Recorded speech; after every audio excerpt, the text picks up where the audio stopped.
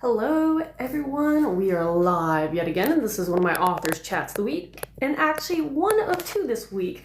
I know with the holidays coming up, I just wanted to be prepared and do a couple up front, knowing that I kind of want to take some time off in a little while, because it will be the holidays in a blink of an eye. Outside of that, I'm gearing up for my special edition Kickstarter campaign for the Guardians Speaker Series, and I've been mentioning this before, but the campaign launches this coming Tuesday, so a week from tomorrow. So I shouldn't say this coming Tuesday, a week from tomorrow. So November 18th. Keep note of that, if you will. But outside that, I'm going to keep my eye out for my co-host, and we'll get things going in just a moment. We'll be talking about books, writing, publishing, and everything between. And I'll try to see, there we are, send the invite, and we'll get things rocketing rolling. And yeah, so what are you reading? I was actually posting today some of the books that I would love to finish and complete before the end of the year, but I am an insanely slow reader, so it's doubtful I'll get to too many of them. I had like 10 to read, my goal of 10. But if you check them out and have a recommendation, let me know. I'm trying to figure out what order to approach reading these books. Let's see, did you see the invite?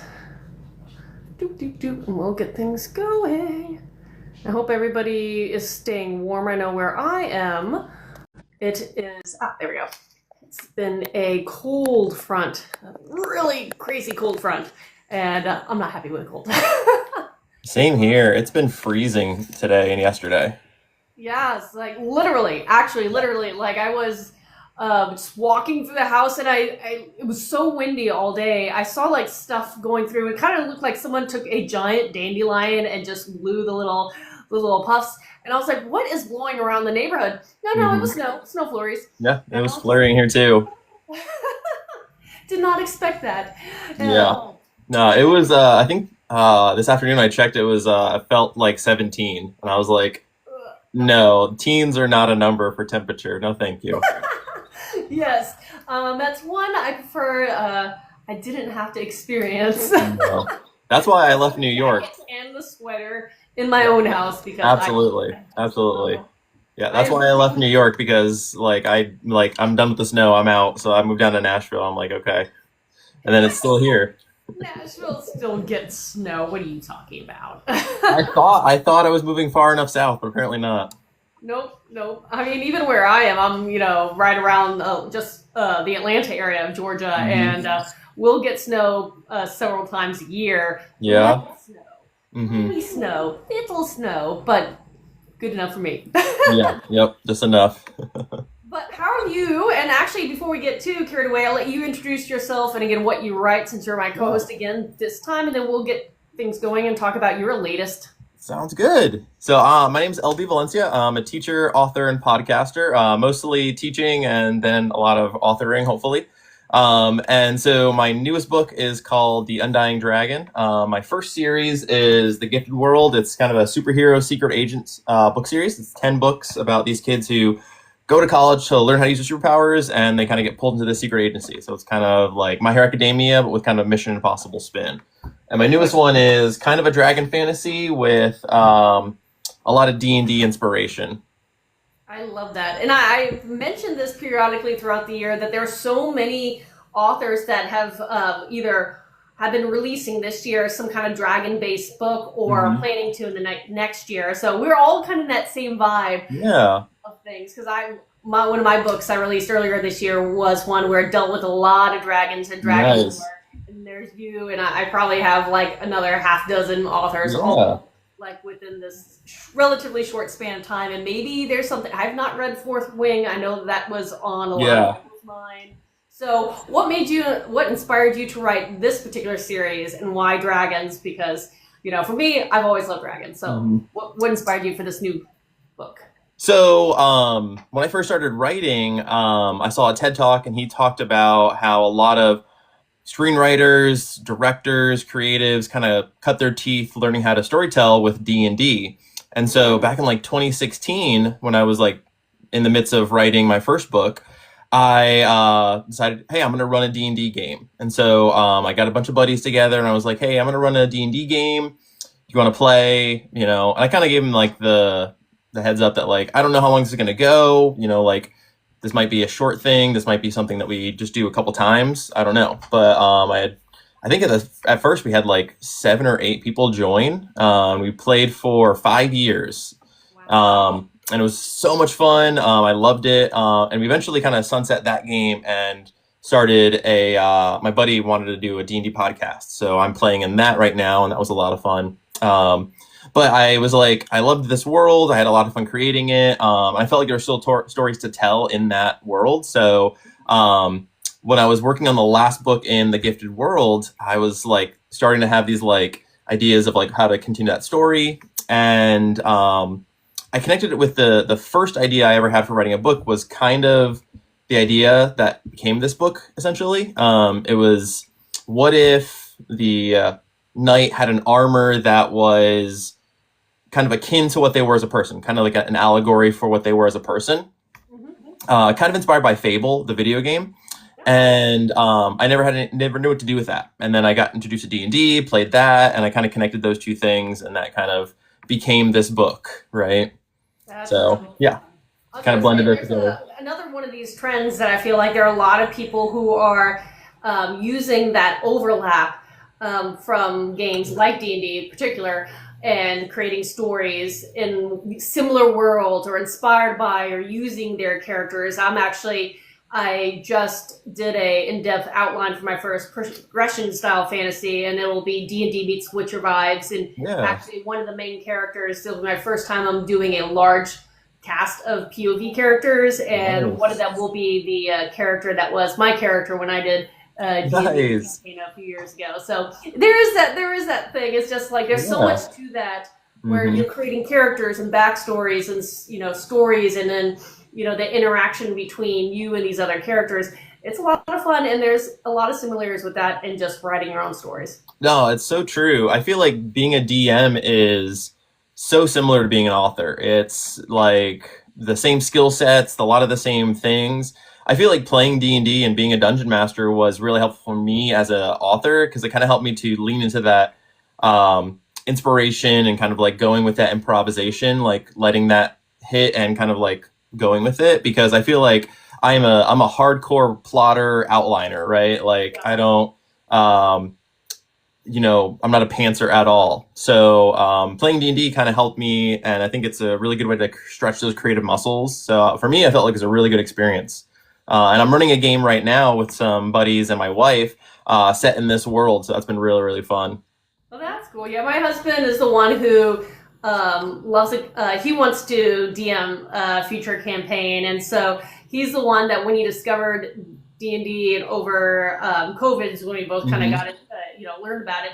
He kind of went head over heels for it. He has all the books. It has all knows, and so I'm using him a lot as a reference guide. I'm like, okay, so again, there are certain things you can't do because there's the whole right stuff, and I'm trying to avoid that. But with that said, would this make sense? Would this make sense? Or what do you think about this type of character or this situation? So it is kind of fun to kind of have that back and forth. Yes. Yeah, no, that's a good way to like have a sounding board to like check ideas and things like that. That's a good idea. I like that. That's fun. So with your latest book, who's your main character or characters, and tell us a little bit about them. So, kind of like you mentioned, like multi-POV. So this is a multi-POV. It focuses on 3 main characters. Originally, I think I had like 5 or 6. And when I had it developmentally edited, we were both like, which of these are the ones that we kind of want to pull away and kind of like leave it with like the core ones. So we cut it down to 3 main POVs that it'll eventually grow. So the main characters are Flint. He is he's not born a noble, but he is kind of adopted into the nobility and becomes a paladin that way. And so he's kind of got a chip in his shoulder. He's kind of reckless. He's kind of uncouth in a lot of ways. But he's a really fun character to kind of like play with, and just kind of like let him kind of experience the nobility and kind of like the corruption and things like that. And trying to fix things that way. And then you have D'Artagnan, who is actually Flint's mentor. Like he squired him and trained him and everything. And then he is the main character who gets kind of promoted to a higher position in the queendom, and he's a perennial soldier. He is he wants to be on the front lines dealing with that, and he doesn't like the bureaucracy and having to deal with all that stuff, but he kind of like is forced to, and he's like not cool with it, and he's not happy about it. And so a lot of his growth as a character is learning like he has to kind of lead, and he has to lead by example in a lot of ways. So the first book kind of sees him kind of like learn to become a leader, whereas first he was just kind of the soldier and kind of like on the front lines.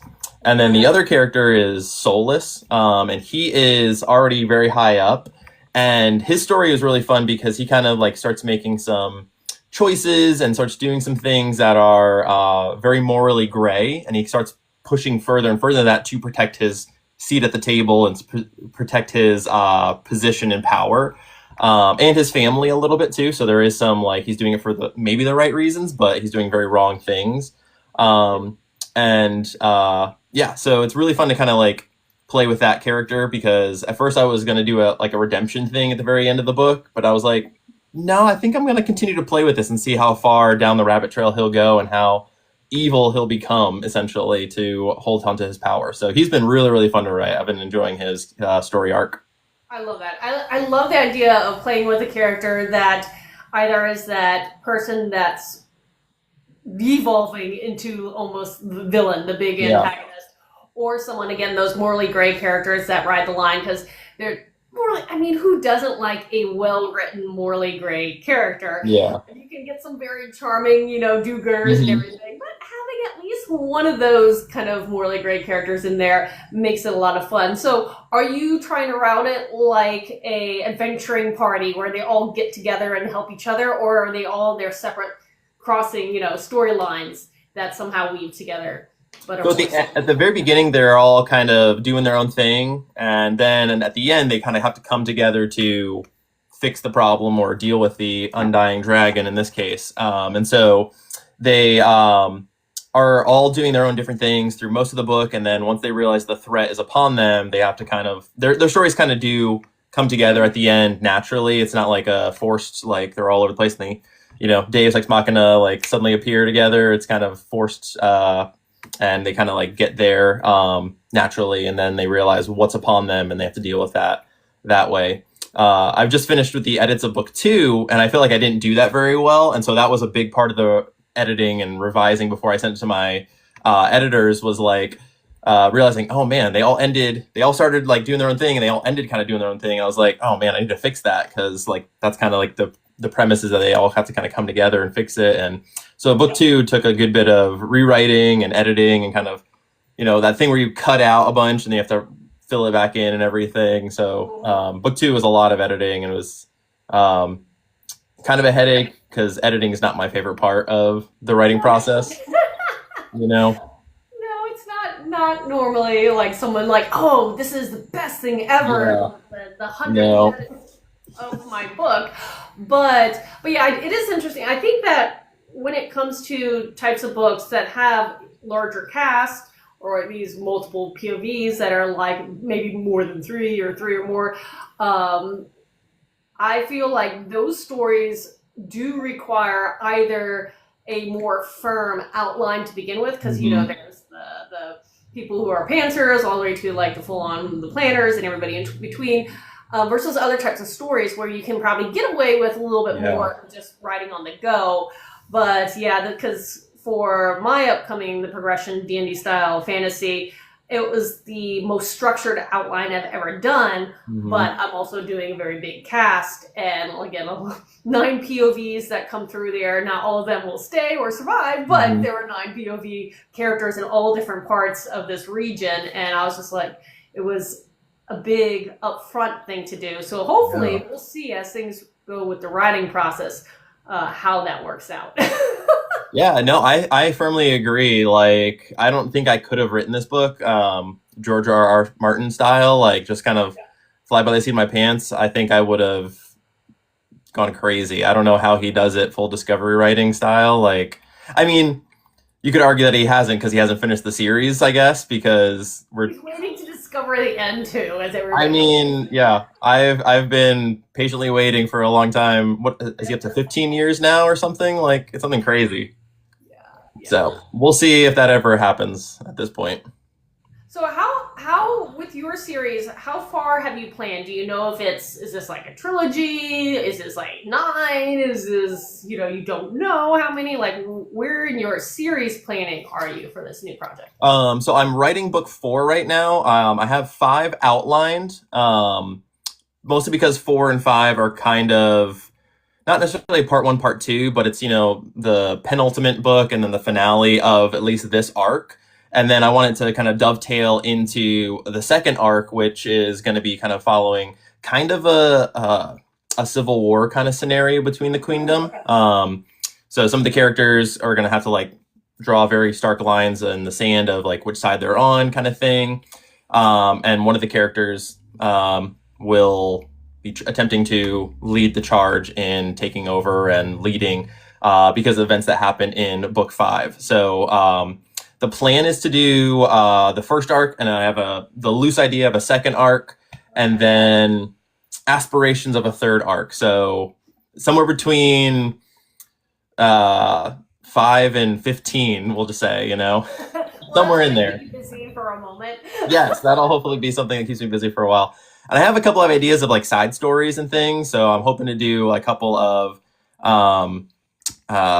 I don't know if they'll be full novellas or if they'll be like full novels. There'll be something like side story things. They might be like little novellas I have for free on like my newsletter, or they might turn into full novels that I'll publish on, KDP or something eventually. We'll see. I like that. And the novella thing is I hear about it more and more. I don't know if it's necessarily more popular, more people are talking about utilizing novellas as a way to give people maybe a little bigger taste of your style of writing that you have than you can theoretically get from a shorter work.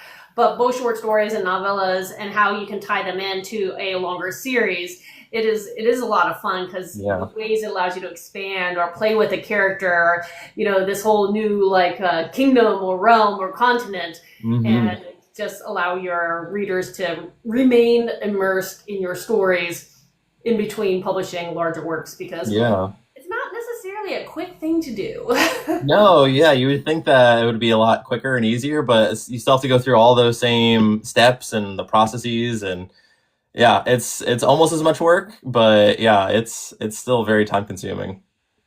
So with your balance between I don't like saying the day job and whatever. I like saying you have multiple jobs. Right. So keeping your balance between your two kind of jobs, how is that going for you? Because you've already written a whole series, and you're now starting and kind of beginning to release this one. Have you adjusted how you focus, or if you donated more time, less time on writing versus everything else? Like, how's that been going for you? I think the biggest thing that's I want to say eaten into my writing time, because it's something I love to do, is being a dad has made it a lot more challenging, because I can't write. If they're awake, it's very hard to write. But they're getting a little bit older. They're 5 and 3 now, so they're starting to play together more and everything. So that's been helpful to get back into writing more and stay on the pace I like to. But generally, I wake up pretty early, and that's usually my writing time.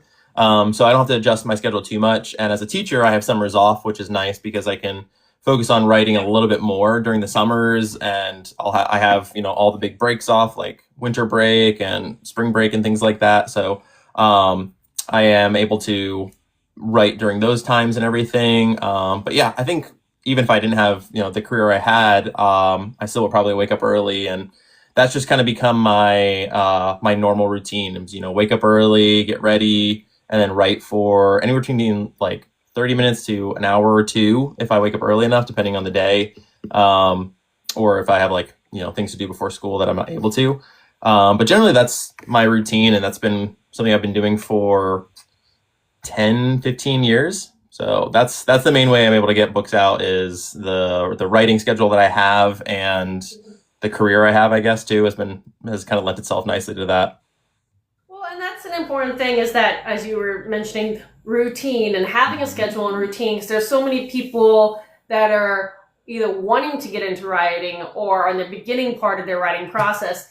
And it feels very overwhelming because they look at someone who's full-time author and seeing what they're doing. And then they're like, well, I have, this job, and I have these kids, and I have pets, and I have all these other obligations and everything. And when you create a routine and you keep up with it, if you're only able to jot down 5 minutes a day, 20 minutes a day, but you do it daily, that's going to add up. So have a routine figuring out, what works for you. And yeah, I live by routines. Absolutely. And I'm a very big proponent of, you make time for what you want to do. So I think a lot of people could get a book down, but it's a priority thing. For me, like, I love it. I do this because it's a passion of mine. And, I've made time for it. I've figured out a way to get it into my routine. And there's, a lot of discipline that goes into that. I think a lot of authors that have been able to publish one book, let alone, more, I think there's a lot of discipline that goes into that. And it shows, a lot of willpower and perseverance, because it's not easy to create one book, let alone more, because of how much time it takes. Like we mentioned before, there's a lot of time and effort and steps and, the setbacks that undoubtedly will come when you, start the endeavor. If we both listed all the things that have gone wrong in our writing journeys, the delays, the editor getting back to you and saying, hey, my computer died, it's going to be another month before I'm able to get this to you, things like that. There's a lot of perseverance that goes into those things. And, I think it shows a lot of perseverance to create the book and to get through it. So I think any author, even if they've only created one, I think that's something to be commended because of how long and arduous and difficult it is. So I think it takes routines, but it takes a ton of discipline to sit down and get it done and to do the work. And for me, it's a passion of mine. I told my wife, even if I couldn't publish these, I didn't have necessarily a platform to create them and put them in the world and sell them, I think I would still do it and probably just put them on, a website or like a what app kind of or what was it? Wattpad, right? Or something like that. Wattpad. Yeah. Something like that. I would probably just put them on the line for free and put them on a blog or something, just because it's something I enjoy and I've really, really gotten a lot out of, Yeah, and that again speaks to the type of writing person you are, is because, as you said, if you have that passion for it, that drive, I know even if I wasn't doing my writing and my art as my jobs, I would still be creating, stories and art pieces because I am so passionate about it. And that drive, that is part of who I am. So, but being able to, utilize that and seeing what comes out of it. I mean, obviously, you have everybody, the books, when you're going to be able to finally hold them and all that kind of stuff. It's so neat and a special thing. But on the other hand, when you publish a book, you're not done. Nope. So how have you been working on promoting your latest book? Because marketing / advertising is part of the gig, even though I like that even sometimes less than editing. Just depends on my mood, I guess. It really, I think marketing, if it was part of the writing process, it would definitely be my least favorite because I hate marketing. I've had to do a lot of it, obviously, with TikTok and, YouTube and everything. So YouTube has been one of the ones I've been doing more of, trying to do longer form content, trying to talk about the books in other mediums and stuff like that. That's been one of my newer endeavors this year. And it's been going pretty good. But just a lot of running some ads and different things like that, creating a lot of content has been my biggest one. But I did... I'm terrible with them. Every time I try, it's just like throwing spaghetti at the wall, nothing's... It really is. It really is. Or it ends up spending a ton of money and then you get... I've gotten a ton of clicks and things like that on some ads, and then other ones it's 0 clicks, and I'm like, I don't know why is this one working? Why is this one not, kind of thing. So I don't understand exactly how to make it work perfectly, but I've done the courses and things like that to try and learn, but it's like another language to me, I think. I think we're both this is the side of the brain that I'm using, and advertising and ad stuff is on the other side of the brain. It's just not my my forte, you know. But I did the Southern Festival of Books was really good. I did that in the middle of October, and that was a really good event. I sold out of this book and out of the first book in my other series, so it was a fantastic event. I'm looking forward to doing it again next year. It's a pricier event as far as like attending and being a vendor, but it was really fun. It was a good experience. We had a good turnout the first day. The second day was a little bit lighter because it was colder and rainy, but the first day was fantastic. Like great weather. Great attendance. There was a protest that was nearby, and at first I was kind of like nervous. I was like, "Oh no, like what's gonna go down?" Like, because it was a peaceful protest, but it was like one of those things where it's like it just takes one person to be, a little too mouthy, and something could go down. But it was actually ended up being really good because they actually walked right past, and then they I guess the parade stopped, and they kind of like started coming to the festival and buying books and everything. So I was like, "Oh, awesome, okay." So it ended up being kind of a win-win, I guess. So it was it turned good, and they people came in and bought books and everything. So it ended up being great. Yeah, it was a fantastic event, and I'm looking forward to it. So I'm looking to do more events.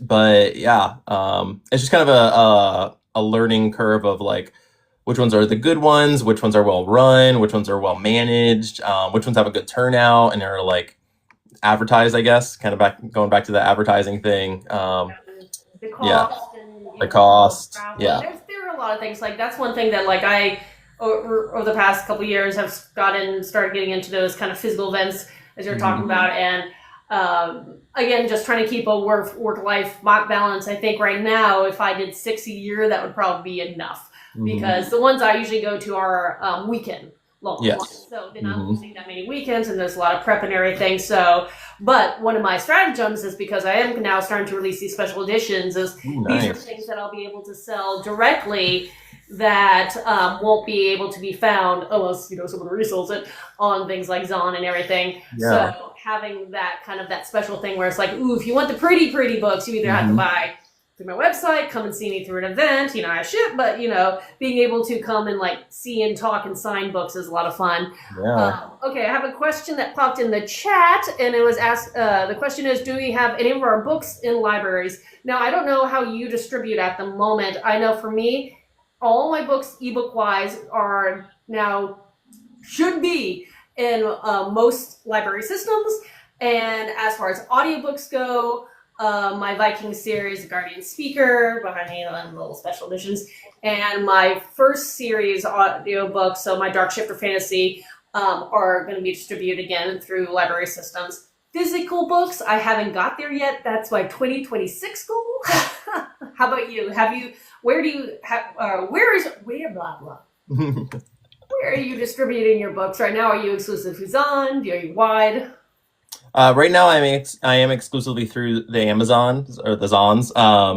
I was about to do the Ingram Spark thing, get that all set up, and then they went through like their pay restructure, and I've seen so many people saying that like it's been kind of a crapshoot to get their book on there because it's like they put it on there, and with the way they set it up, like they're paying Ingram to buy their books, kind of thing, just with the structuring and everything. So I've kind of been apprehensive to put them on there. I want to because I want my books to be available everywhere, but it's been kind of one of those things where I'm like, is it possible? Is it doable? Is it going to be like a thing where I'm going to start having to pay them to buy my books, kind of thing? So I've been a little apprehensive to get started, but I think having a series will help because there'll be multiple books in that series. So hopefully that'll help with the cost and everything. But yeah, it's been one of those things where I was going to do it, and then I saw all that, and I kind of like was like, Yeah, there's also a learning curve because every group, every organization, has different requirements for formatting and size requirements, and so that may mean your cover has to get retweaked, which means unless you know how to do it yourself, you're going to have to pay someone to retweak stuff. And that's for me the daunting thing. One of the daunting things about trying to go through that is just like, what's the cost for me to have it ready? But like you said, Ingram Sparks is, there's a lot of questions there. I know there are other people trying to get a piece of the pie, like Draft to Digital. And this is the marketing side of things for people who are jumping in.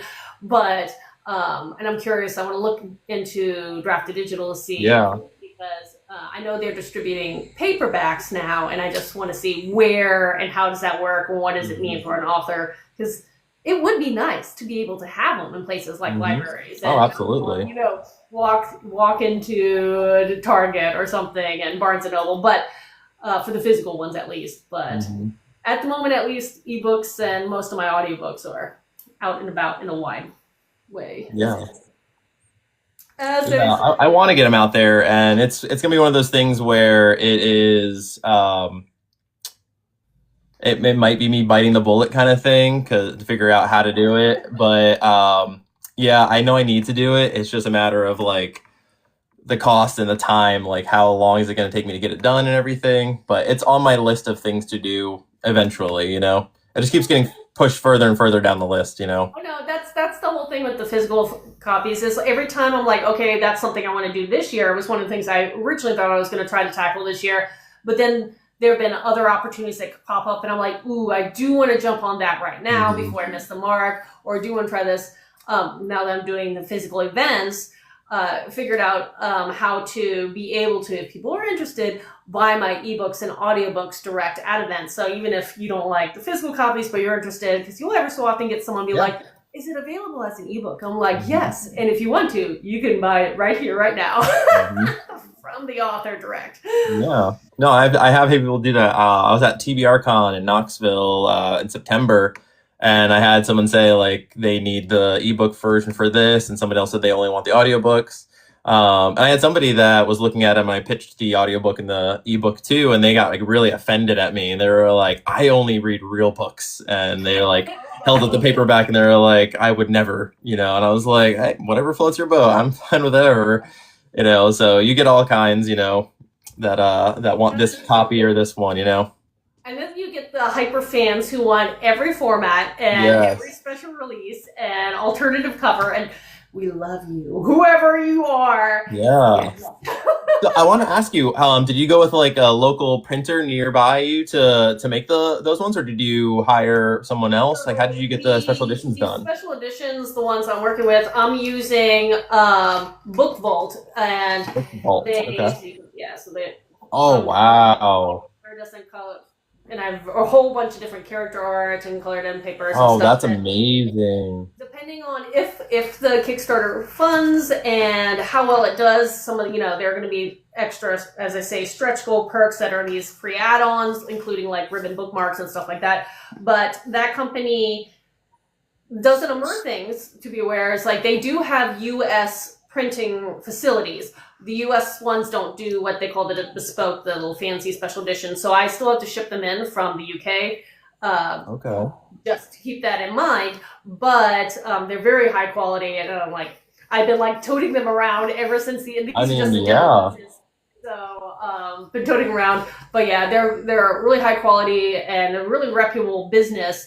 As far as some of the other things they do offer print on demand services. So if you upload your books, they can ship them out for like the regular stuff, paperbacks and hardcovers kind of thing too. So they do have some other services as well, but for the fancy special edition books, they do have a lot of stuff they can offer you and to take advantage of. You can just go through all their options of things, and it's wild. I mean, those are beautiful. Those came out amazingly. Thank you. Nice job. No, that's amazing. Guessing game. It was yeah. I'm trying to figure out how to, shift things and format things correctly. That's the thing about being an independent author. We learned so much stuff we never expected outside of actually writing the book. That's the truth, isn't it? Oh my gosh. All the little extra side things and the little skills and so much stuff. That is now my best friend. Yep. So for marketing, but it's just like there's so many things that you don't realize that you either need to learn how to do or need to find someone you can outsource to be giving yourself the leg up or the best chance. But it's very true. Like there's so many little things that you never really expected to need, but Well, what is something that you discovered along the way and you're like, oh wow, I didn't know I was going to have to learn this. I mean, I never saw myself getting online and having to do like this much content, and like posting videos and everything when I first got started back in when did I start? 2010. Like, yeah, Facebook was a thing, Instagram was a thing. TikTok may have been, what was it called before this? Like, had another name. I don't know when TikTok came around as like an app itself, but I did not expect it to be doing YouTube or any of those things. But I think TikTok has been at least good for me to kind of like come out of my shell a little bit and learn how to be camera friendly, I guess, because I'm kind of naturally introverted and kind of like, at least in social settings, I'm kind of quieter.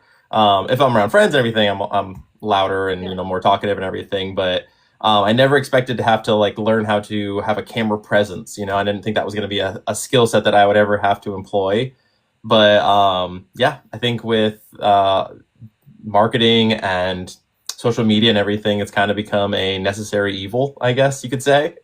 Because that's the best way to get people to see your book, because there are so many books. I think it was Maurice Alfrich posted a video of like how many books come out a day and how many, like, you'll never get to all the books you want. So like, I think he said 10,000 books or something come out a day or something like crazy like that. Ridiculous right now, yes. It's so wild. So it's like with that number of people and authors, it's like you have to have some kind of social media presence to get discovered. And I've heard of authors getting like rejected because they had too low of a follower count and things like that, so like it's unfortunately a part of the gig now. So that's definitely something I was not expecting. And that's the thing when someone's trying to decide if they should go independent or more of a trad route. Even with authors going traditional, a lot of that social media marketing is still on the author, no matter, unless you're like the big, hyper deal. And usually you're not going to do that with your first book series. You still may have a nice deal, but they're going to ask you to, and kind of expect you to do something to market yourself. And so, yeah, it is part of the job. Who knew? Yeah. Even the big names that have to do it too, just like you said, like, Brandon Sanderson, Pierce Brown, John Gwynn, a lot of them are getting on here and doing videos and stuff now. And, so I think it's not something that just us indies have to do. I think all of them have to. Well, if you travel down to Jordan Con in the greater Atlanta area, Brandon Sanderson's going to be here this this coming spring. So I know that's one of those. I'm crossing my fingers to see if I can get accepted to be one of their professional authors there. But regardless, it may, it'd be kind of worth it just to like be there, because he is a fascinating person. And I can say this in the weirdest way. Y'all can yell at me. I've never read one of his books yet. Oh yeah. Though Mistborn is on my physical bookshelf in the other room, and I'm working my way through Wheel of Time, and he wrote the latter one. So eventually I will read one of his books. I just haven't yet. Yeah. No, he's definitely one of my favorites, personally. Just I like his writing style and everything and his world building. I know some people are like, no, he's not my cup of tea. And I saw one video that was like talking about like his writing style and they just like it and everything. But I think, there's so many books out there. It's like, read what you love, right? We'll never run out of stuff on that TBR, right? That's so true. Never. I see a question that popped up a little bit ago asking editors, who do we use as editors?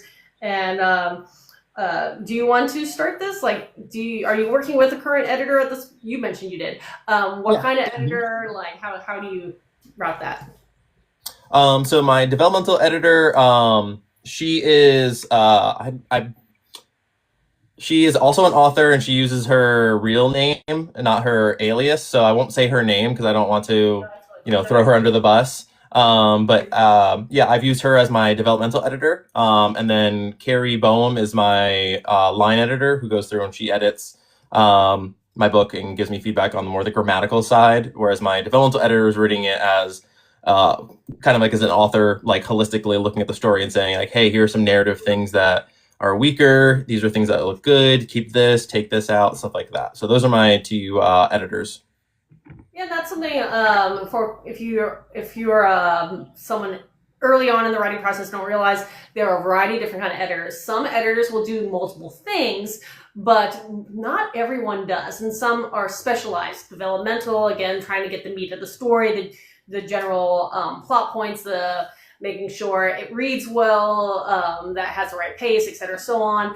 And they are the ones who are like, maybe you don't actually need this character, and do stuff like that. The big kind of earlier on stuff, and then it goes all the way down to like line editing and other people who are a little more the grammatical and punctuation side of things too. So for me, I've used different editors throughout the years. I've been published since 2016, and for a while I was using two different kind of a little more on the line editing, proofreading side of things. And when one retired, I took a little while to find another one, again trying to get to that grammatical side. And only just recently I'm about to finalize the secure developmental editor, and this because I haven't had one for a while, and they're also, as you probably very well know, are really good to have. And Yeah, I didn't have that with this series. I didn't even really know it was a thing. It was this one that I got hired my first hired my first developmental editor for this one, because I had a lot of side characters. I had a lot of it was my first POV story. My first book is really just the main story, and it follows the main character. And so diving into a new genre, fantasy, and multi-POV, and all the things, I was like, I want someone to look over the rough draft and give me some insight on, like, holistically, how is the story, you know? And I asked her, like, thinking about cutting the side characters, like, you know, because I think the original word count was 150. And I was like, you know, some people say, like, for your first one, maybe 100 is around where you want to live. And so I was like, you know, let me know what you think. Like, should we cut these side characters? Should we keep them? You know, things like that. And so she gave me feedback on, like, which chapters were stronger, weaker, you know, keep this, cut that, stuff like that. And that's another good thing to point out is you may not need all the different types of editors for every project. Yes. Some projects may be more demanding in certain things than others, and as an author, you have to decide what's best for you know, your book story / what you can afford at the time. Yeah, absolutely. But and as you become a better and stronger writer, again, you may tweak your processes over and over again. So it's okay to make adjustments. And like you said, jumping genres is a big thing to do, and having someone who reads your new genre versus someone familiar with maybe something that you've previously written in. Those are also important things to make those assessments if you need to change things up. So yeah, and I think if you are writing, you know, book 7 in a series, you might not need that developmental edit, you know, like, whereas if you're writing the first book in a brand new series or a new genre, or just like, maybe you just want someone else's, like, heartbeat on, like, hey, how are things looking in this book and everything? Yeah, it's one of those things that, like, can only help. But yeah, it is a hefty price tag, so it's one of the things you have to kind of pick and choose as an author. The price tag. Again, other things you don't really expect or really know in early on is all the different upfront costs for authors, and that's why some of us, like me, run these Kickstarters to help kind of compensate.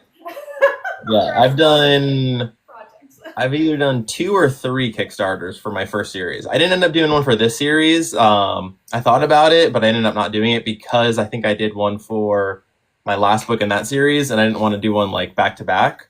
But yeah, I've done several Kickstarters to, you know, help cut the cost, help push out promotional materials, you know, those stretch goals, things like that. So I think those are really helpful too. Yeah, no, and it's thank you again, going back to Brandon Sanderson. Thank you to him. His, I don't know how many years ago now, it's been a couple. His big Kickstarter kind of drew so much attention to that platform and what it could do for the reading and writing community, the book community in general. And so I think more and more people now go to it to see what's available there. It's like any other place to go and buy your books. You can go to that platform and see, you know, what's there, maybe discover something before everybody else, or get those, again, fancy special editions, limited things, exclusive stuff, all that. Yeah, all that. I've heard technically he's like the biggest indie author now because he indie published those ones technically. Yeah, that's the thing. Is like, Yeah, technically, I guess he would be a hybridized author at that point. But yes, Yeah. he has independently published books, which some people are like, "What?" And I'm like, "Yeah, there are a lot of big name authors that have independently published books to their name, and a lot more big names are moving that way because one, more control, two, better cuts. Yeah. The cost, Absolutely. the things you learn. You Yeah. learn. But, Yeah. So when you are working on your new series and you have these 3 characters you want to expand to a larger cast, are you kind of focused on a particular kingdom, a region, a continent? Is this a whole global wide series? Like, where are your characters traveling through in your new book? So the series focuses on a queendom called Tenedris, and there's 10 different domains in it, each kind of overseen by a duke or a duchess or both, depending on their marital status at the moment. And so it focuses on mostly just this queendom and a little bit of it's a very militaristic society, so they're constantly fighting with other nations and everything like that. So you get a little bit of that, but mostly it's going to be focusing on the queendom, and it'll hopefully, like I said, expand with some of the novellas. I'd love to do a novella that takes place in some other areas. Like I have one idea of taking place kind of in my first D&D game and kind of like following those ragtag adventurers kind of thing, and kind of like it'd be parallel. And again, I'm not sure if it'll be a novella or a novel or what. And I have another one that'll take place somewhere else, and again, not sure if it'll be a novella or a novel. But the core series is going to stay in Tenedris and kind of follow those paladins as they kind of go from, having to deal with these dragon cults to fighting other dragons and dealing with eventually a civil war that'll be in the second arc. That's fun. I love that. So also I wanted to ask, because you are so heavily inspired by D&D for the series, have you ever considered trying to really immerse your fans that you're developing for it in D&D in the sense of coming up with a campaign that you gift, gift out, or things like, or little miniatures or things like that? I've done miniatures. My husband helped me with my YA series, so there's I think it's Hero Forge, so you can actually customize your little 3D, and then I hand painted the characters that were my characters from my book, and my husband came up with like a character sheet and specialty subclass and stuff like that. So I don't know, have you ever considered doing so? I know more work, more time, I got it. But have you ever thought about that? Yeah. Oh, absolutely. Definitely. Yeah, that's been, I think I even posted a video about like that being kind of a pie in the sky, down the pipe, hopefully one day kind of idea, is doing a D&D companion guide or something that you can kind of like use your D&D, friends and play that in this world and everything. Because I don't think it would be too much of a shift, because I already have the rough ideas of a couple of things that I've implemented in my D&D game that is set in this world. And they're all things that I've enjoyed kind of creating and working on. So there is a little bit of that progression fantasy in this for the characters. And so you'll kind of hopefully get to see that a little bit in the D&D game as well, if I am able to do something like that, because that would be so much fun. But again, yeah, it's a time thing. And but yeah, it's definitely something I want to do down the road. I don't know when, but yeah, that's something I definitely want to do eventually.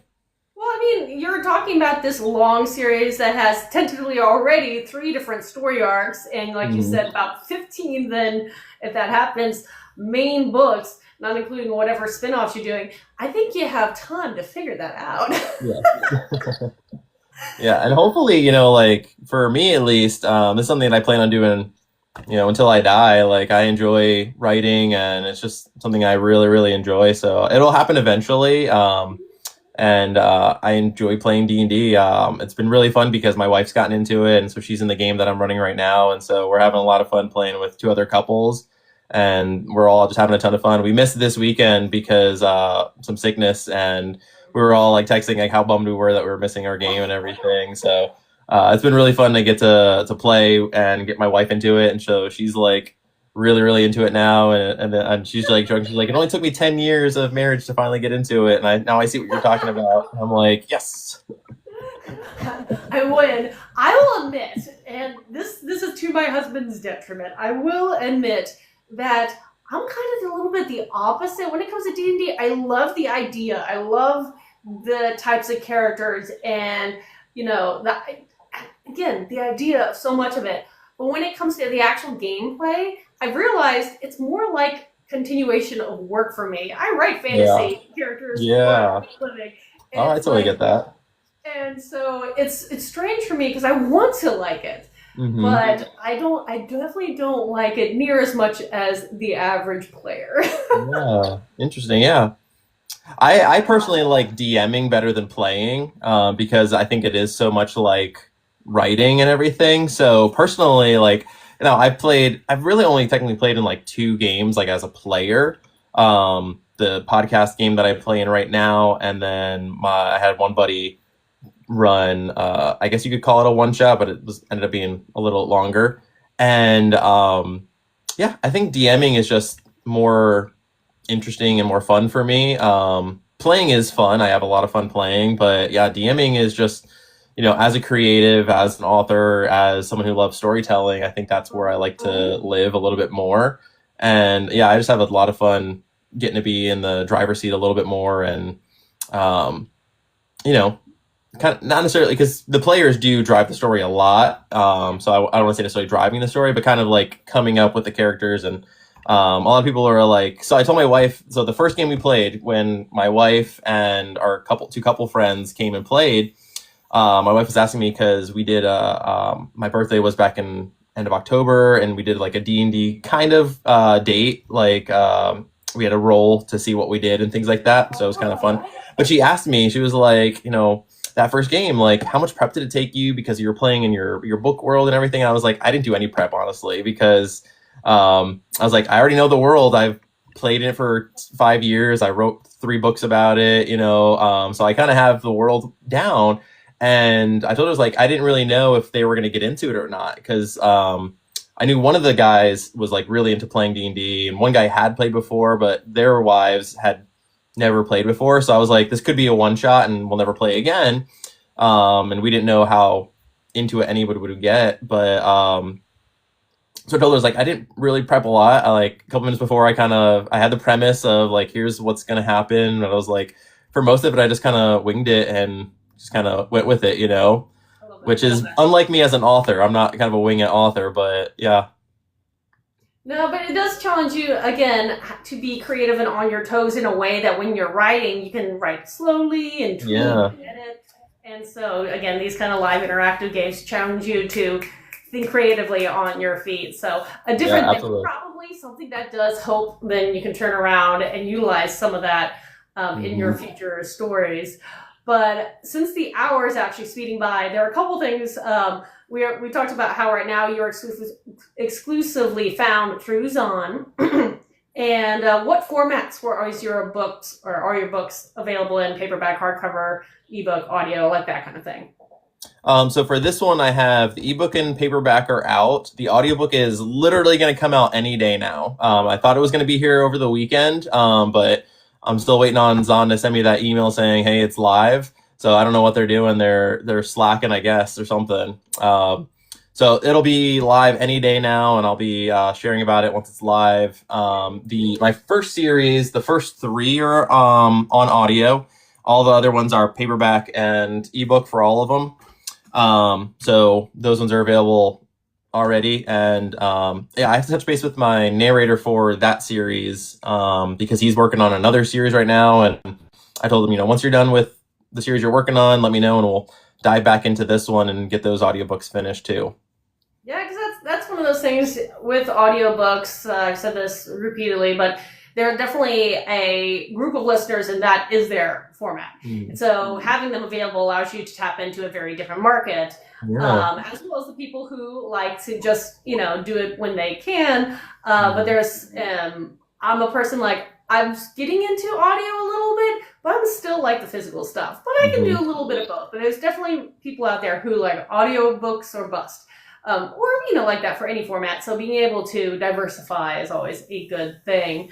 But one of the other questions I always like to ask is, outside of book talk, where can people find and follow you? What are their socials, newsletter, website, that kind of thing?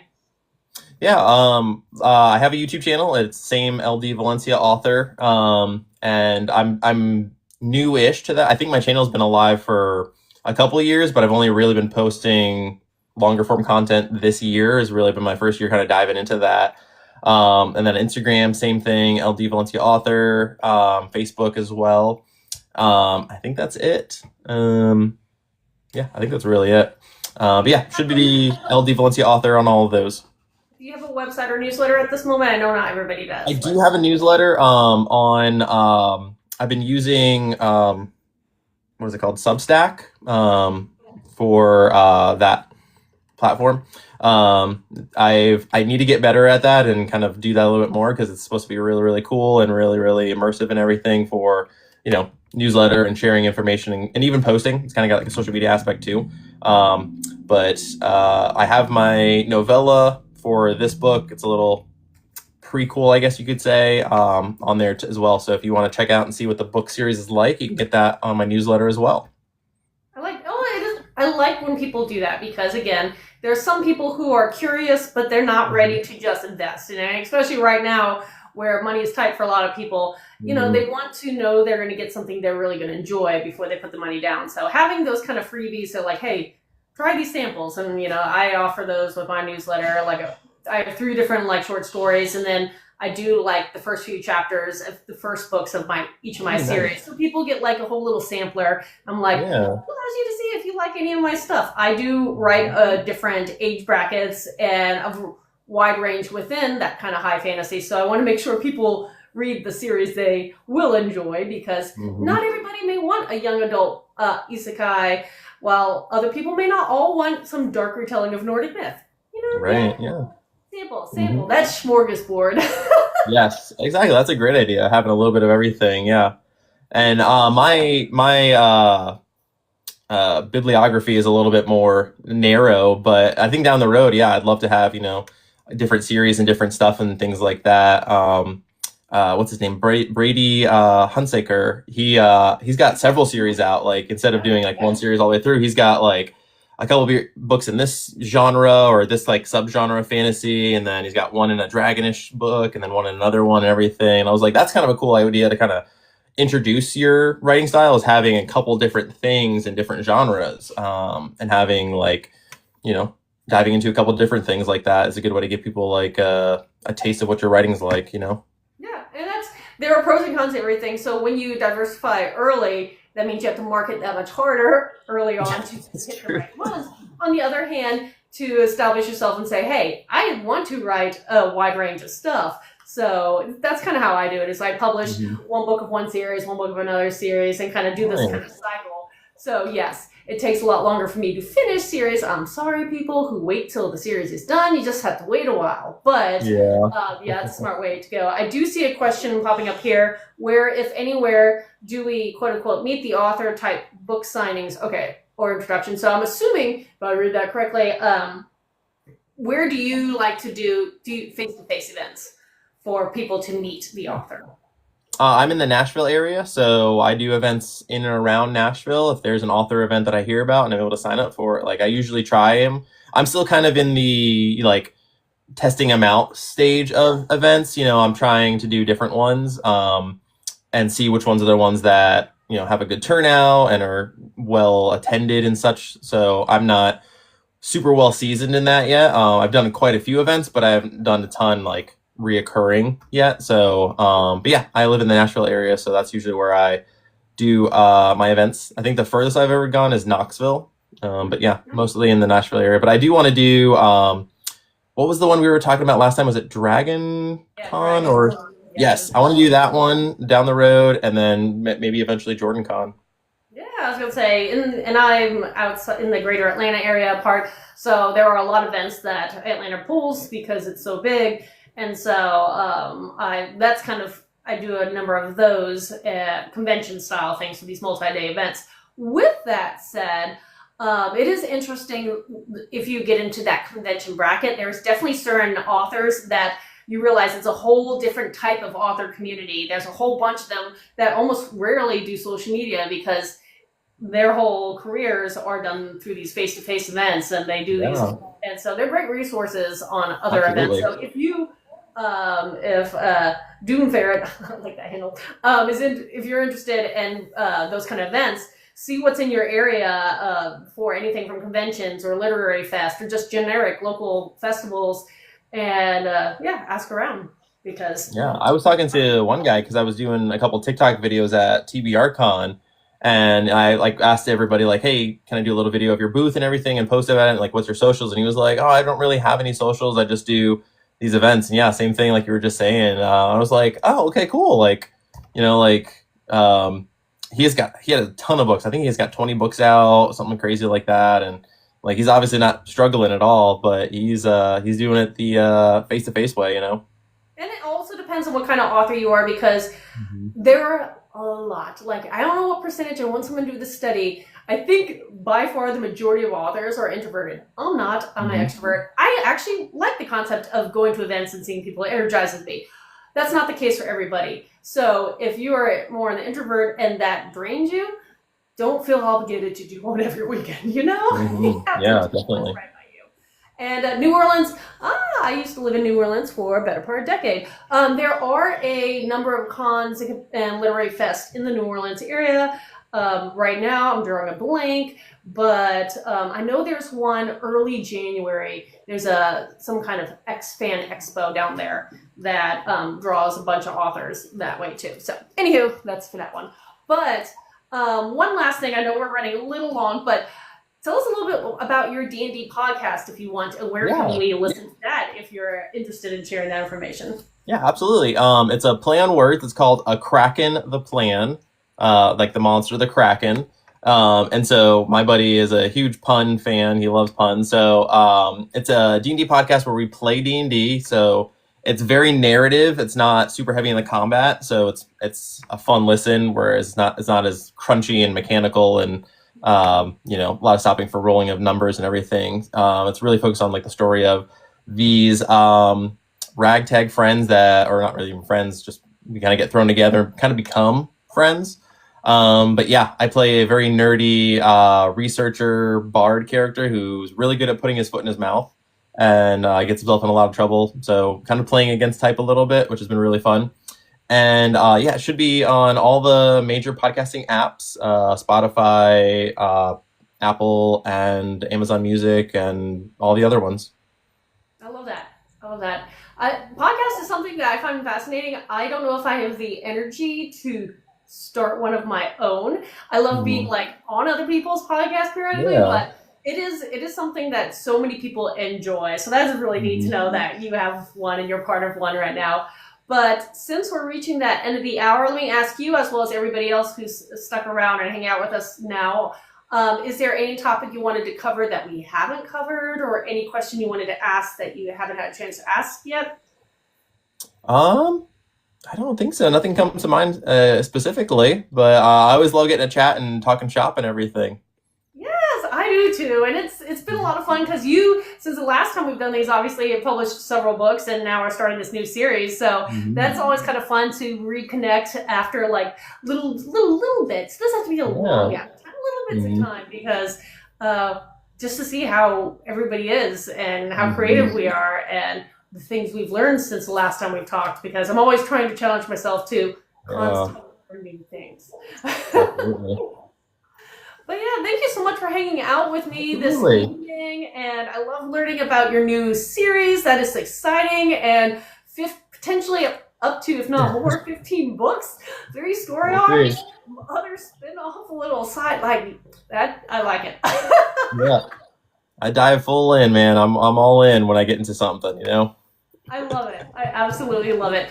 And one last question: if people want, per se, a signed copy, do they have to find you at an event in, like you said, the Nashville area, or do you sign and send copies direct? I forgot to ask that too. Yeah, so I sell here on the TikTok shop. So I have everything. All my paperbacks are here, and you can get little book bundles from me with stickers and keychains and stuff like that. So they do come signed, so you can check them out right here on the TikTok shop.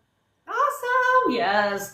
utilize those things, because buying direct from the author is one of the best ways to support an author, if you were going to buy the book anyways. Definitely. But I hear my dog starting to pace because it's that 8 o'clock hour. That is my signal. That is time to let them out, and hopefully they don't become puppy popsicles outside. Oh yeah, it is so cold. Cold outside. So hopefully that does not happen. But again, one more time, thank you so much for hanging out, and we'll plan to do another one of these in the hopefully not too distant future. Absolutely, I look forward to it. Thanks everyone. Bye. Happy reading. See ya. Have a good one.